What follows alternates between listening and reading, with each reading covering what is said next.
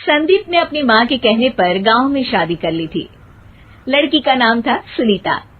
माँ का कहना था एकदम मॉडर्न बहू नहीं होनी चाहिए, लेकिन उन्हें नहीं पता था कि गांव से आने वाली बहू सुंदर सुशील तो होगी और उसको गांव से बाहर भी निकाल लाएंगे, लेकिन उसके अंदर का गांव कैसे बाहर निकलेगा। शादी के कुछ दिन बाद, माँ टिफिन तो देना जरा। बेटा अब तो स्कूल नहीं ऑफिस जाता है, माँ से नहीं अपनी बीवी से टिफिन मांगा कर। ओके माँ। सुनीता टिफिन ले आओ। एक लो टिफिन, इसके अंदर पिस्ता डाल दिया है। पिस्ता? पिस्ता क्यों? सास जी ने बोला था ना कि आपको पिस्ता बहुत पसंद है। ओहो, मैंने पिस्ता नहीं पास्ता बोला था, पास्ता। पास्ता? कहीं होता है पास्ता? अरे बेटी तू रहने दे, मैं बना दूंगी। अच्छा किया कि पाव भाजी बनाने का नहीं बोला, वरना किसी के पाव बना देती है। सुनीता को बुरा लगता है, लेकिन उसकी नादान हरकतें कम नहीं होती। ऐसे ही एक दिन, अरे तुमने ये क्या लगाया है? अरे आप वो फूस फूस करके लगाते हैं ना, वही।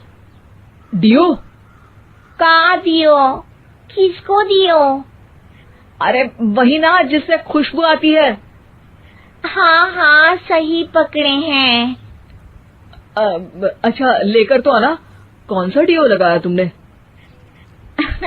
अभी लेकर आते हैं जी। संदीप की बात मानकर सुनीता अंदर से खुशबू वाला फुसफुस लेकर आती है। ओएमजी! ओएमजी मतलब ओ माय गणेश ना। अरे ओएमजी छोड़ो, और ये खुशबू वाला फुसफुस की बात कर रही थी तुम? हाँ इसी की, फिर से सही पकड़े हैं। अरे देवी, लेकिन आप सही नहीं पकड़े हैं, ये डियो नहीं है। डियो नहीं है तो क्या लियो है?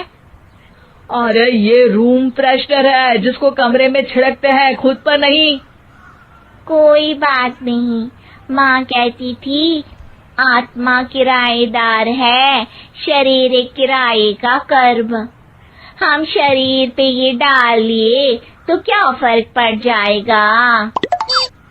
अरे बहू, ओ बहू, मेरे लिए फल तो ले आ, फिर मैं बाजार जाऊंगी। सुनीता अपनी सास के लिए फल लेकर आती है। अरे बेटा, पपीता, तरबूज और सेब फल ऐसे कैसे खा लूं? काट कर तो ले आ। माँ जी, मेरे गांव में तो खेत से उठा के सीधा खा लेते हैं। अरे ये तेरा गांव नहीं है ना।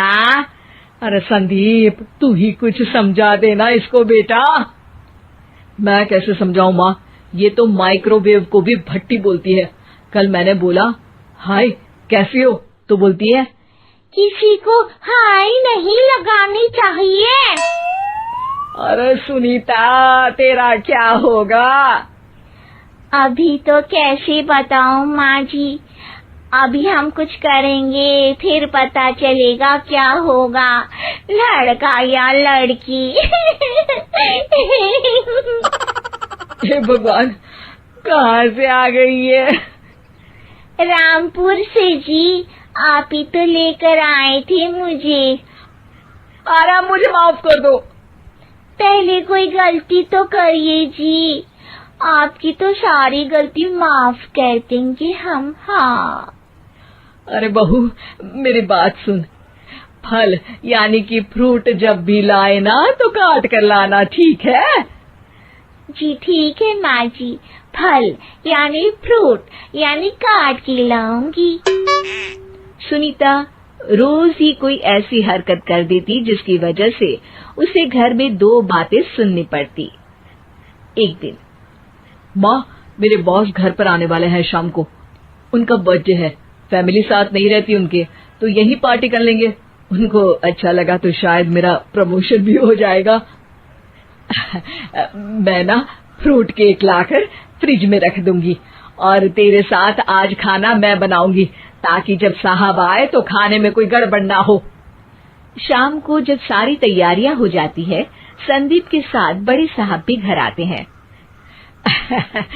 फ्रूट केक तो ले आना बहू, फिर खाना खाएंगे। अरे इस सब की क्या जरूरत थी, आपने बुलाया वही काफी है। सर, आपका परिवार शहर में नहीं है तो हम ही आपके परिवार जैसे हैं सर। इतने में ही सुनीता फ्रूट केक लेकर आती है और बड़े साहब की टेबल पर रख देती है, और जैसे ही केक के ऊपर का बॉक्स हटाती है, ओह, ये क्या है? केक तो कटा हुआ है। मैं तो ऐसा नहीं लाई थी। आप मुझे शाबाशी दे सकती है माँ जी, मैंने ही केक काट दिया। आपने कहा था ना, फल यानी फ्रूट यानी हमेशा काट के लाना, तो फ्रूट केक भी तो फ्रूट ही है ना, तो मैंने पहले ही काट लिया। होना मैं समझदार। अरे बहू, ये क्या किया? केक हमेशा वही काटता है जिसका जन्मदिन होता है। तुझे एक बात भी समझ नहीं आती, एक नंबर की बेवकूफ है। पूरा माहौल बिगड़ चुका था। संदीप को लगने लगा था कि साहब उसे प्रमोशन तो दूर की बात है, कहीं डिमोशन ना दे दे, लेकिन साहब बीच में ही बोल पड़ते हैं। अरे कोई बात नहीं, ये इनकी बेवकूफी नहीं है, इनका भोलापन है। बेटा आप कहाँ से हो? रामपुर गांव से। अरे वाह, गांव से? फिर तो आपके गांव में ताजे फल और सब्जियां मिलते होंगे। हाँ, सही पकड़े हैं। हम तो काटते भी नहीं, सीधा खा लेते हैं। मैं ना एक बार तुम्हारे गांव घूमने जरूर चलूंगा। क्यों संदीप, ले चलोगे ना? मुझे गांव घूमना बहुत पसंद है। बस फिर क्या था, संदीप और सास दोनों खुश हो गए, क्योंकि साहब को सुनीता ने गांव की बात करके खुश कर दिया था। अब संदीप का प्रमोशन पक्का था। शिक्षा, कभी भी किसी भी गलती पर घबराना नहीं चाहिए। हो सकता है कि उस गलती की वजह से आगे बड़ा फायदा हो